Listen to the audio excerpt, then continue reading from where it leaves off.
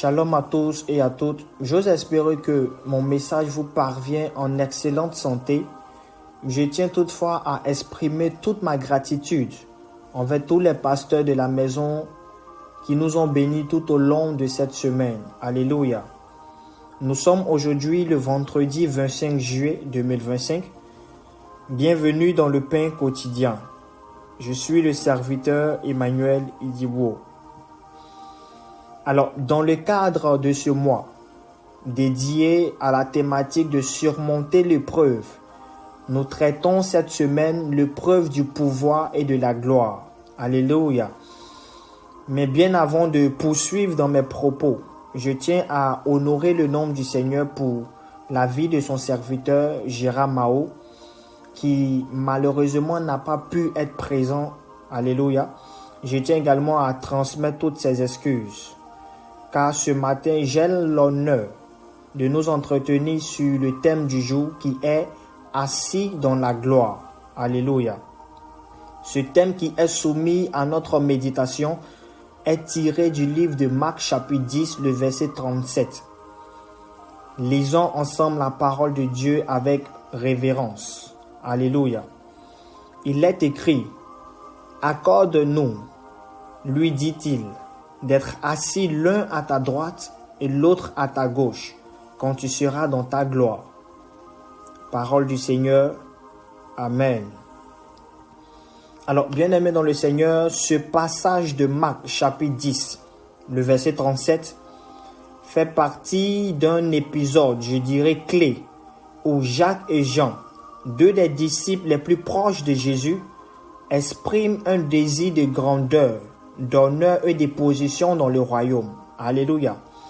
Alors, pour situer le contexte, c'est que les fils de Zébédée, notamment Jacques et Jean, viennent demander à Jésus des places d'honneur dans son règne futur, croyant que Jésus va établir un royaume terrestre puissant. Alléluia.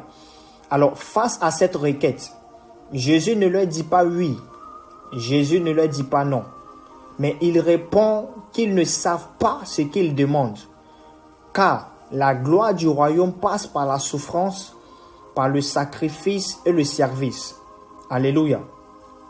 Jésus parle ici de la coupe qu'ils devront boire, c'est-à-dire la souffrance qu'ils auront à affronter, ce qui fait allusion à sa propre crucifixion. Alléluia. Du coup, Jésus conclut ici par un enseignement assez profond. Il leur fait comprendre que celui qui veut être grand parmi vous, qu'il soit votre serviteur. Alléluia. Alors, au regard de toutes ces choses, j'aimerais partager avec vous quelques enseignements bibliques qui en découlent de ce passage. Amen, amen. Premièrement, nous devons noter que le désir de reconnaissance est naturel, mais doit être sanctifié. Alléluia. Ce que je veux dire par là, c'est que Jacques et Jean ne sont pas des personnes mauvaises en soi. Alléluia.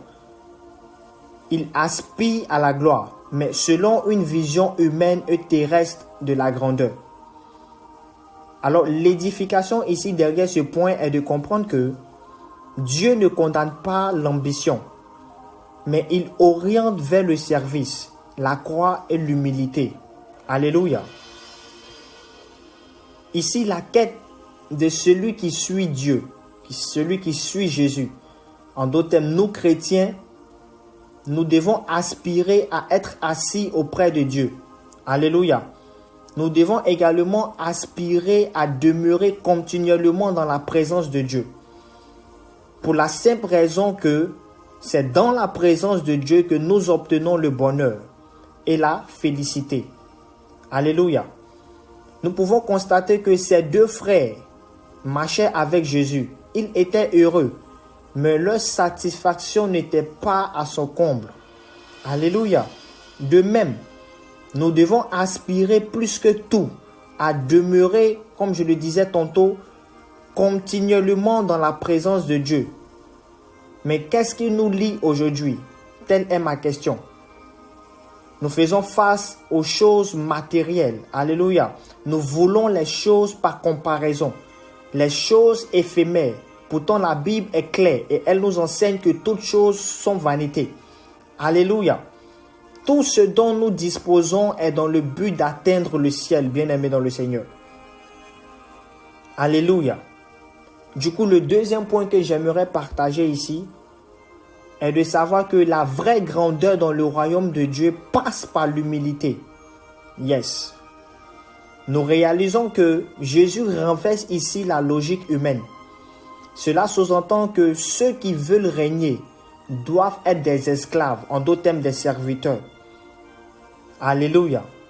L'édification ici est de comprendre que nous sommes grands aux yeux de Dieu lorsque nous acceptons de nous rabaisser, d'aimer et de souffrir. Alléluia. Tout en étant des serviteurs, en donnant un service de façon fidèle. Alléluia. Le troisième point que j'aimerais partager rapidement est de savoir que chercher la gloire sans comprendre le prix à payer est un danger. Yes. Alléluia. Je répète, chercher la gloire sans comprendre le prix à payer est un danger. Nous constatons que Jésus demande à Jacques et à Jean, « Pouvez-vous boire la coupe que je dois boire ?» Il souligne ici que la véritable gloire est précédée d'un chemin de renoncement et de preuve. Alors, l'édification ici est de comprendre que avant que nous ne demandions des positions élevées, nous devons demander la grâce de supporter la croix qui les précède. Alléluia. Bien-aimés, dans notre marche chrétienne, nous avons une coupe à boire. Dans notre marche chrétienne, nous avons une croix à porter. Jésus dit, si quelqu'un veut venir après moi, qu'il renonce à lui-même, qu'il se charge de sa croix et qu'il me suive. Alléluia. En d'autres termes, nul ne peut échapper à ce processus. C'est pourquoi lorsque nous faisons face à l'épreuve, la solution apportée par Jésus est la prière. Et je le disais tantôt, la prière est la chose qui nous caractérise en tant que chrétiens. Alléluia. Lorsque Jésus enseignait à ses apôtres, il a mentionné dans le livre de Matthieu chapitre 6 que lorsque nous voulons prier, nous devons dire notre Père qui est dans les cieux, que ton nom soit sanctifié. Alléluia. Lorsque nous poussons dans le verset 13, il dit ne nous soumets pas en tentation, mais délivre-nous du malin. Jésus n'a pas dit que nous ne serions pas tentés, mais il demande à ce que nous puissions crier à lui afin d'être délivrés de l'épreuve. Alléluia. Bien-aimés, nous sommes invités à surmonter l'épreuve par la prière et dans la prière. Est-ce que quelqu'un me comprend? Alors, le quatrième point que j'aimerais souligner, c'est que les places d'honneur sont décidées par le Père et non pas par ambition humaine. Ici, Jésus répond que ces places ne lui appartiennent pas à distribuer, mais sont réservées à ceux pour qui elles ont été préparées. En d'autres termes, l'appel à la grandeur est réel, mais il passe par la souffrance, l'humilité et la fidélité. Ce que je veux dire par là, bien aimé, c'est que ce ne sont pas nos ambitions qui nous élèvent dans le royaume, mais notre disposition à faire la volonté du Père. C'est la raison pour laquelle je vais prier pour une personne sur cette plateforme. Yes.